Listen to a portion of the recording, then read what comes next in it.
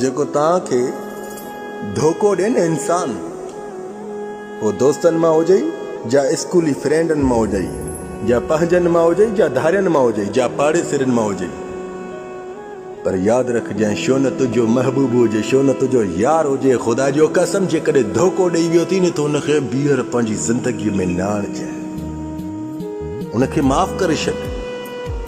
उन धोखेबाज़ बेवफ़ा इंसान खे माफ़ करे छॾ। फ़ाइदे में वेंदे अल्लाह जी ज़ात बाबरकात जो कसम जेकॾहिं उनखे पंहिंजी ज़िंदगी में मोटाए आंदई न त उहो ॿीहर मुंहिंजा सोना धोखो न ॾींदई, धक हिकिड़ो हणी वेंदी जंहिंमें तोखे माउ जी थन बि यादि ईंदी।